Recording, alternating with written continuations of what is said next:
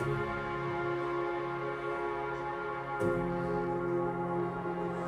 right, everyone, good evening. It's 6 o'clock. We'll go and start tonight's meeting. Let's please take roll. Commissioner Lide? Here. Commissioner Calandra? Here. Commissioner Diaz? Here. Commissioner Kreiner? Commissioner Shergill? Present. Vice Chair Bray? Here. Chair Vane? Here. If everyone please stand, we're going to do the Pledge of Allegiance. Ready? Begin.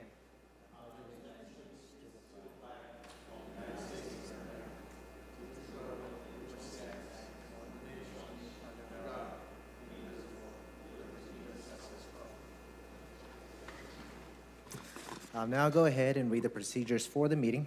This meeting is being conducted in person and electronically. For each matter considered by the Commission, there will first be a staff presentation, followed by a presentation for the project applicant. Testimony from supporters of the project will then be taken, followed by testimony from those in opposition. The applicant will have the right to a final rebuttal presentation prior to closing the public hearing. In accordance with Section 13 of Article 2 of the Planning Commission Rules and Regulations governing length of public debate, all public testimony from those in support and in opposition of the project will be limited to 3 minutes per person. The 3 lights on the podium next to the microphone will indicate the amount of time remaining for the speaker. The green light will be turned on when the speaker begins. Yellow light will come on with a soft bell ring when 1 minute is remaining. The speaker should be completing the testimony by the time the red light comes on, with the final bell indicating time has expired. All in-person public testimony must be presented to the Commission at the podium. Any testimony that references race, religion, ethnicity, economic status, national origin, or any other classification protected under state or federal law in a derogatory manner shall be deemed irrelevant and will not be considered by the Commission in making this land use determination. If you challenge these land use matters in court, you may be limited to raising only those issues you or someone else raised in oral or written testimony or before the close of the hearing. We'll start today's meeting with the approval of the agenda. Do we have any changes? Good evening, Chair Vang, members of the Planning Commission. I'm Israel Trejo with the Planning and Development Department. We have no changes to the agenda. Thank you. Thank you, sir. Do we have any comments or motions from the commissioners? I'll move to approve the agenda. All right. So we have a motion made by Vice Chair Bray. We have a second by Commissioner Calandra. All in favor say aye. Aye. All opposed say no. Motion's approved. Under consent calendar, we have meeting minutes for August 21st and meeting minutes for September 4th. Do we have any motion from the Commission? Motion to approve. All right, we have a motion made by Commissioner Diaz. We have a second by Commissioner Lede. All in favor say aye. Aye. All opposed say no. Motion's approved. Do we have any reports from the commissioners? Nope. And if we can, just please make a note that we have Commissioner Kreiner.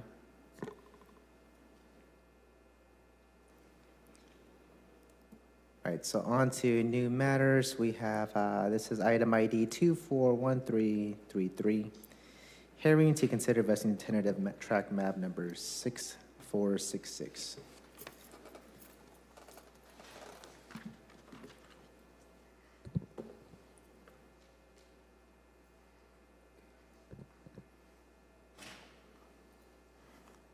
Okay. Good evening, Chair, members of the Planning Commission. My name is Rob Holt, Supervising Planner with Planning and Development, and tonight staff brings forth consideration of Track Map 6466, Plan Development Permit, and the related environmental finding.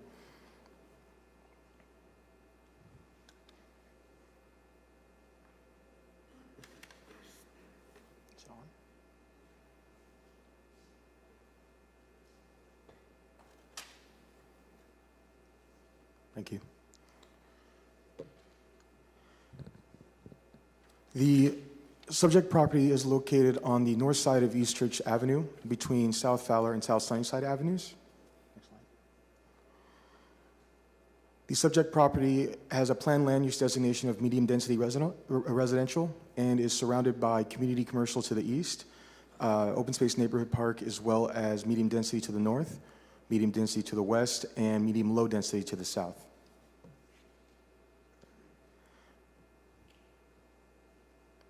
The subject property is surrounded by single-family residential neighborhoods existing to the north, west, and south, with vacant commercial land to the east. The subject property is located in an area that involves and has approved a development agreement back in 2017 by council, and this area is considered or known as the Oaks Master Plan area. And to give you an idea of exactly what is involved with this development agreement,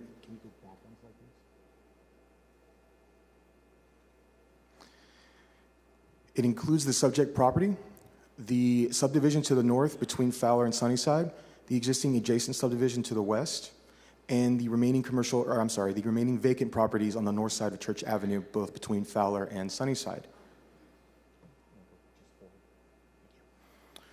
So a development agreement, so you can understand what that is in definition. Development agreements are considered for large multi-phase development projects that require a developer to make a substantial investment at the early stages of the project for planning and engineering and public facilities and services, as well as that development standards may be modified through a development agreement, provided that the project's consistent with our general plan and applicable operative plans. So what was anticipated and analyzed as part of that development agreement for this specific subject property was 143 single-family units. What's proposed today is 105 units or lots, which is less intensive than anticipated development. The development agreement, the project would not need to equate to what was anticipated. It can equate or it can be less intensive as long as it complies with what was analyzed or has less intensive use than what was analyzed.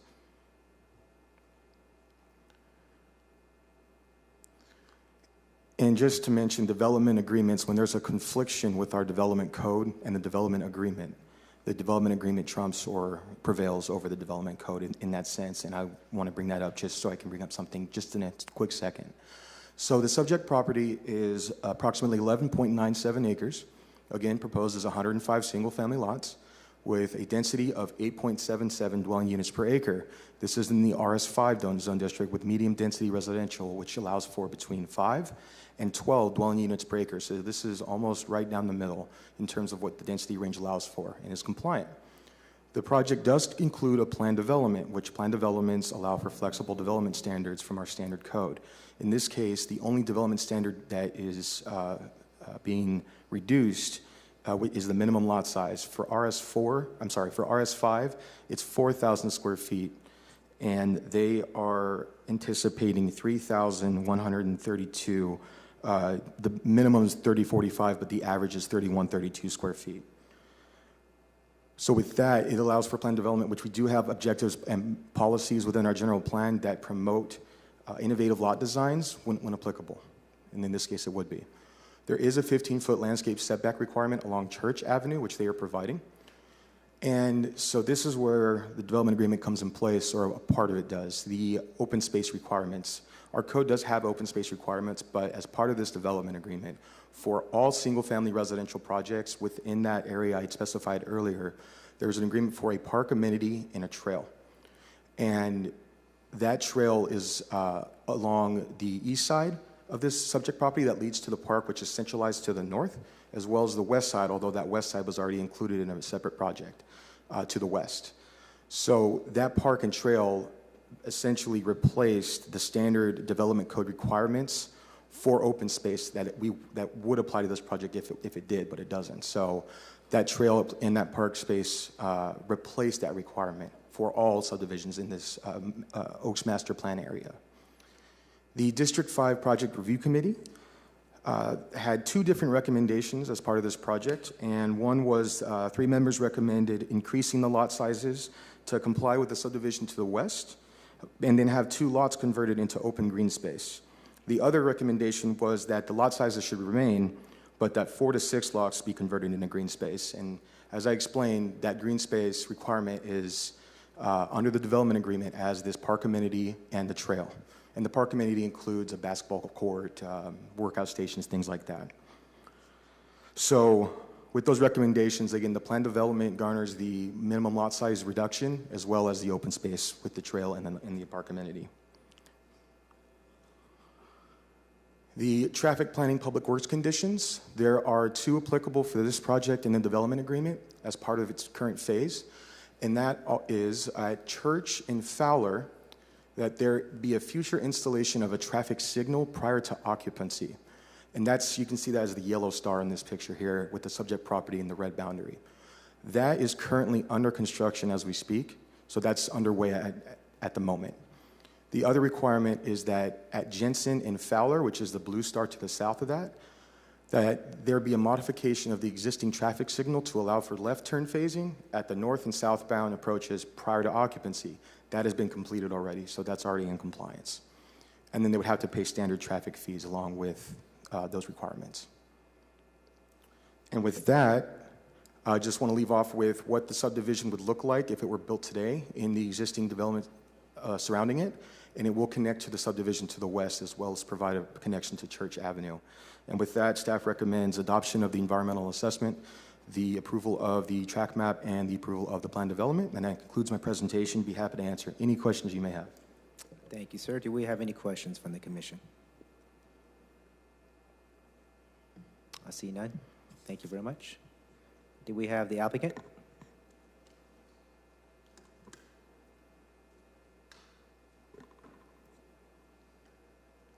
Good evening. Good evening. My name is Connor Calloway with Lennar Homes, California. I have my supervisor, Jeff Calloway, as well as our engineer, Nathan Roberts with Yamabe and Horn. Here to answer any questions you guys may have for us. You guys have any questions? Go ahead. All right, I just have a question about the affordability. Do you know the price range for this area approximately? We don't know the. Cool. Price range, we don't have a forecast yet, but we are trying to keep things affordable and with the current market rates. Great, thank you. Have any other questions? I see none. Thank you. Okay, thank you for your time. Appreciate it. All right, we'll go ahead and go out to the public. Do we have any individuals who would like to speak in support of the project? I see none. Any individuals who would like to speak in opposition? I see none. We'll go ahead and close all public comments. We'll bring it back to the commission. Do we have any comments or a motion from the commission? I'll make a motion to approve the staff's recommendations. I'll second it. All right. I'll second. We have a motion made by Vice Chair Bray. We have a second by Commissioner Shergill. All in favor say aye. Aye. Aye. All opposed say no. Motion's approved.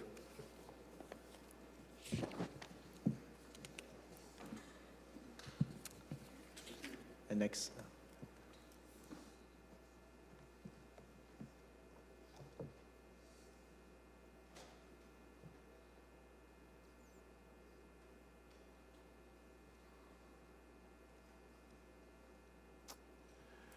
Good evening again, Commissioners. Israel Trejo, Planning and Development Department.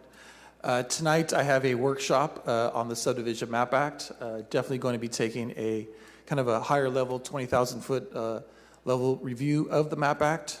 So let's go ahead and get started.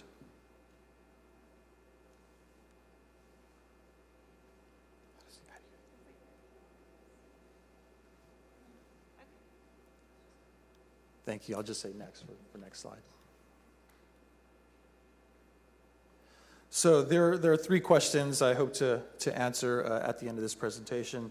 Those include what is the Subdivision Map Act, why is it needed, and how is the Map Act related to our City of Fresno Development Code? Next slide, please. So what is the Subdivision Map Act? The Subdivision Map Act is a state law that regulates the division of land into smaller lots. So pretty self-explanatory. The Planning Commission throughout the years has seen numerous subdivisions before you. those subdivisions are required to comply with the requirements of the Subdivision Map Act as well as the Development Code. If there's any conflict between the two, the Map Act does prevail. Also, kind of a second important part of the reason for the Map Act is the Act's purpose, the Subdivision Map Act's purpose is to ensure responsible development and land use planning by balancing the interests of the developer with the public's welfare. So what does that mean? So you recently saw a subdivision map where the applicant was contesting various conditions, those dealing with visibility as well as ADA requirements. So those are just some of the requirements that we place on subdivision maps. We also place improvements dealing with curb, gutter, sidewalk, connection to city sewer, water, utilities, also required to have service with solid waste. So those are just some of the various improvements that we place on subdivisions. And again, the intent of those requirements are to balance the needs of both the developer as also the interests of the developer as well as the public's welfare. And the MAP Act is found in Government Code Section 66410 as well, or through 66499. So just a tidbit of information here. The first MAP Act was adopted in 1893, so over 140 years ago. So prior to 1893, someone can go into a government and file a subdivision map, and there would not have been any improvements on that subdivision. So you'd go in, submit your map, and record that, and you would have a subdivision. So that's obviously there's been many revisions to the MAP Act since then. Those that I mentioned, various improvements, curb, gutter, sidewalk, utilities, so on and so forth.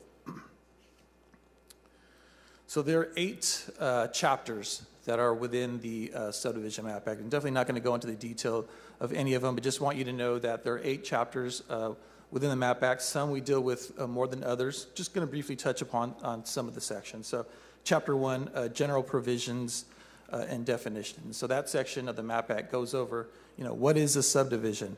What is a vesting map? Who is allowed to submit a map? So it goes over certain requirements for submitting a subdivision map. Can a person off the street submit a subdivision map? So the code says that either an engineer or a surveyor would be required to submit a subdivision map. Chapter 2, the subdivision map, goes over various types of maps. So the Planning Commission approves tentative maps. So the mapping process is a 2-step process. The Planning Commission approves the tentative map. After a tentative map is approved, the applicant is required to submit and meet the requirements that are in the package that as an example, that Rob had. So there are various requirements that are applied to a project. And so again, there's a 2-step process to record a map. This first step is the Planning Commission. The second step to record that map is the applicant is required to meet those conditions and submit all the improvements to Public Works. Chapter 3 deals with procedure. So there are various timelines that city staff has to meet. So if a subdivider submits a map to city staff, we have to provide comments with a certain time frame. Requirements. There are various requirements that I mentioned that are placed on maps. So those deal with, again, balancing the interests of the developer while balancing those interests of the general public. So Chapter 5 deals with improvement security. So typically for larger maps, a subdivider would bond for various improvements. So for example, if there's curb or gutter or sidewalk that is not near the area where the developer is developing, they can bond for those and construct those improvements at a later date. So the MAP Act is very detailed on improvements and how much needs to be provided, what amount of bond needs to be provided to meet the bonding requirements. Chapter 6 deals with reversion and exclusion. I think I've seen one here in the city of Fresno. They've not done a lot. But it's in the MAP Act. Essentially what that is if a map gets recorded and for whatever reason the developer does not want to move forward with that, there's a section in the MAP Act. It's called reversion to acreage. Basically, as the name implies, they wipe away all those lines and they revert back to acreage. So if it was 10 acres before, you don't have those lots anymore. They go back to the 10 acres.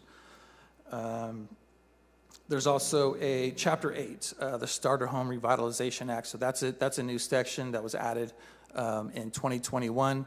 Essentially allows for ministerial approval of certain types of subdivisions.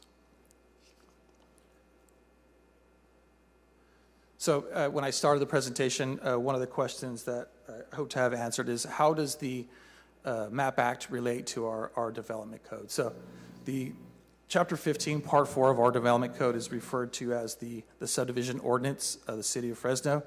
And the authority for that part of our development code is found in Title 7, Division 2 of the California Government Code, which is commonly referred to as the MAP Act. Next slide. So this section here, definitely not going to read it, but it's section 15-3101 of our development code. And it kind of it references why this section exists in our code. One is to have a process to subdivide property, and kind of just going to paraphrase. So the ordinance is intended to protect and preserve public health, safety, and general welfare, and promote orderly growth and development. So those are the various we're able to achieve that via the various requirements that we put on subdivision maps. Last page.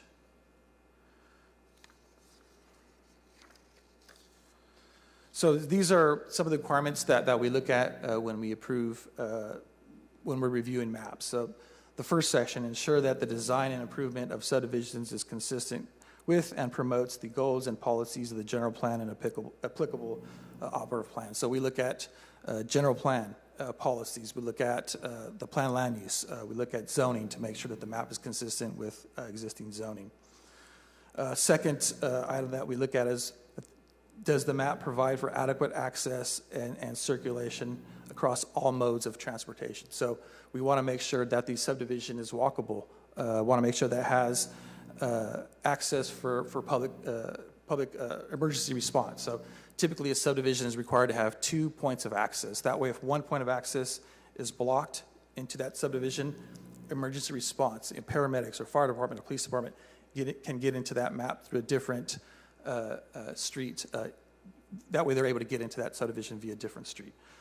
Next item that we look at is ensure the availability of adequate public facilities. So what does that mean? So we can't, if there aren't adequate facilities to serve a subdivision, then we can't approve a subdivision. So for example, some of the maps on the fringe of the city don't have utilities. So there's no utility connections. There's no water or no sewer in the streets. So either the applicant would have to require to build those, or we can't approve the map. And so those conditions would be placed on a potential subdivision. Item 4, provide options for future development of adjacent properties. So what does that mean? Again, typically for properties on the outer edge of the city, you'll have 20-acre properties, and they'll develop that. However, we'll want to make sure that the adjacent properties, to the east or west or north or south of the property, that they can develop in the future. And with approving a subdivision, it doesn't box in their neighbors. And the last item, protect and enhance property value. So there are various subdivision design standards that we impose on properties. Those are found in Chapter 41. They deal with trails, setbacks, open space, so on and so forth. Again, the reason for this presentation is just to give a high-level review of the Subdivision Map Act and how it relates to our code. Definitely can provide in future meetings and future workshops, can provide more detail on certain subjects that you would like more information on. Also have Supervising Planner Rob Holtz in attendance. He's the supervisor of the subdivision map team. That concludes my presentation. I can answer any questions you may have. Thank you. Do we have any questions? Yes, go ahead, Ms. I would be interested in hearing a little more about the Starter Home Revitalization Act. Yes. How that applies? Yes, so I've read it, and I'd have to do some more research, but I can definitely bring that back. Some questions that I need to do research on and answer it. It pertains to lots, but on on property that's zoned for multifamily. So I'd need to get some clarification on that, but I could definitely do a future workshop on that. Okay, I'd like that. Yes, go ahead. All right, I would like to just make a comment. You guys are doing a really good job with like what's happening around Fresno. I do travel a lot. So finally we are like, whatever is happening in Fresno is very positive, especially with the development. So a lot of positive developments are happening, and so just want to say good job. You guys are doing pretty good. Thank you. Thank you for breaking that down. Thanks. Thank you. All right. All right, thank you. Appreciate you. Next, do we have any reports from the secretary?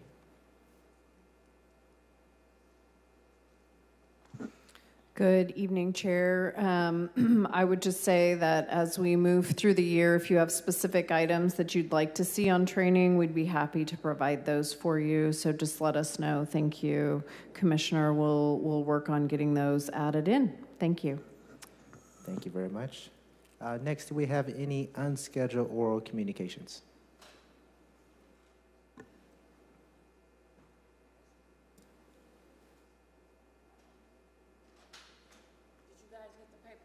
Yes, we did. We did. So we're gonna go to page number 5. On page number 5, it tells about the citizen participation plan. It said the consolidated plan must result from an effective citizen participation process. That has never happened. And it said must. And on the participation, the citizen participation plan must provide and encourage citizens to participate in development of the consolidated plan and any substantial amendment to the consolidated plan. That hasn't happened. It says you must do these things. These are federal dollars that we're talking about. Then on page number 6, and it says publishing the plan. The jurisdiction must publish the proposed consolidated plan submission so that the affected citizen have sufficient opportunity to review it and provide comments. That has never happened. Then on the last sentence, it said the jurisdiction must also provide a reasonable number of free copies of the plan to citizens and groups that request it. That hasn't happened. They're always talking about, well, they need to charge us for it. Then when it said published hearings, it says in the 3rd paragraph, the citizen participation plan must provide that hearings be held at times and location convenient to the potential and actual beneficiaries. That never happens. And it also says that you must do that for non-speaking English also. Then on page 7, the substantial amendments. It tells you about the block grant money. It said it must include among the criteria for a substantial amendment changes in the use of the CDGB, that's block grant funds, from one eligibility activity to another. The citizen participation plan must provide at least 30 days. It says you must do this. 30 days for comment or reviews of the citizen receiving in writing, orally at public hearing, if any, preparing the substantial amendment. And it said a summary of these comments and any comments or views not accepted, it said there should be attached. It said it shall be attached to the substantial amendments. And also, all of these block grant fundings that we talk about is in your multi-jurisdictional on page 1E 2-48 and 2-49, page 1E 3-25. So they have not been doing what they're supposed to do so far as citizen participations. And this is why we're coming and letting you guys know. We are not notified, we're not noticed, and these are things that they must do. You don't have to interpret it, it say you must and you shall. And they haven't done that. So they're using federal dollars, so they have to do that. Thank you, Ms. Do we have the next individual?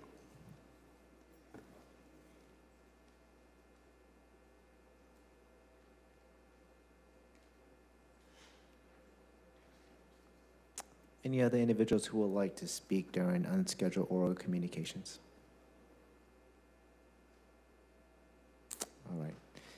currently 6:30. Meetings are, go ahead. My apologies. That's okay. Brother Moderator, there was a request about a month ago for these fine ladies to have a conversation with our city staff regarding some of their concerns. Checking to see if that has been set up or if that has been done.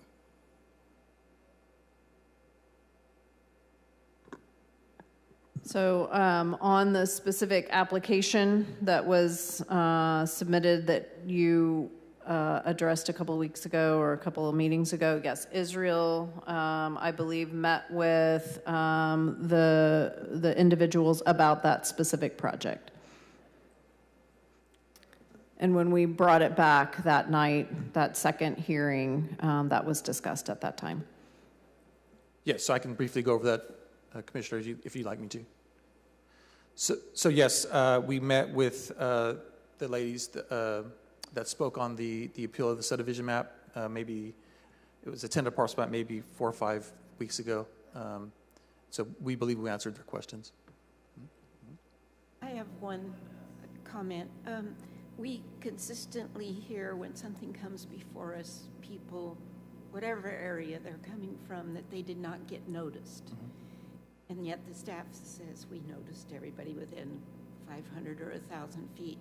Is there, and I apologize if this is a big deal, but is there a way to bring the list of whomever was noticed? And if someone comes up and says, I was not noticed, we can look on it and say, well, what's your name? And see, I mean, it just seems like, is that a hard thing to do? No, so we generate mail lists of, property owners within 1,000 feet. So we can definitely bring that to you. I mean, is that a big pain in the neck? But I agree because consistently hear that I wasn't noticed. right, I think that's what's being said right behind you is they were not met. They didn't get met with, or they were not a part of the meeting. So I'm just kind of a little bit concerned on who was a part of the meeting, if there was a meeting, because I'm hearing the same kind of information that we heard a month ago. And it's not just these individuals. It's every time we have anything that's the slightest bit contentious, somebody says, I wasn't noticed, even property owners of businesses. I have a question. Is it the property owner or the resident that is notified? The code requires notification to the property owner of property within 1,000 feet of the subject property. So somebody could be living in a house and never receive a notice, even though they're within that 1,000 feet. Yeah, that's correct. So we do what the code requires, and it's to property owners. That's reasonable. I would see, I know it's difficult, but how could you figure out who was renting something at the time that you sent out the notice? That would be... They have garbage pickup, right? You're asking, what about garbage pickup? I'm sorry. Well, I mean, that would show who the resident of the home is. Not necessarily, but so I will note two things. So the development code is what regulates what the planning commission does. So the development code states that the property owners are the ones who are noticed. I will also note that from a legal perspective, if you attend a public hearing, you have received notice. Whether you got a piece of paper in the mail or not, if you came to a meeting, you received notice. I have a question. So just in terms of just trying to at least look at one thing that there's here, I noticed the issue of the free copies. And if there's a charge to that, what's the charge? Is it a budget issue? Like, what's the interpretation of free meaning? Does it mean free online, or there's access to the documents at City Hall and it's free there? I think that would help at least resolve one question in terms of receiving free documentation. So the information that you received is related to our federal programs. It is not related to the development code or the jurisdiction of the Planning Commission. So the Planning Commission follows the same rules that the City Council follows. Okay. All of our documents are available online. And there are ADA accessibility opportunities to request certain types of information and documents. Otherwise, we charge what it costs us to produce a document. Thank you for the clarification. Yep. I believe Commissioner Calandra also said you can get them at the Fresno County Library. Their access to them. Not everything. Well, if you go online on their computer. Right, that's true. Yeah, we were just discussing this, and I was saying how much I miss the printed copies, and we now have to get them online too, so I get that. I'm sorry, but we close all public comments.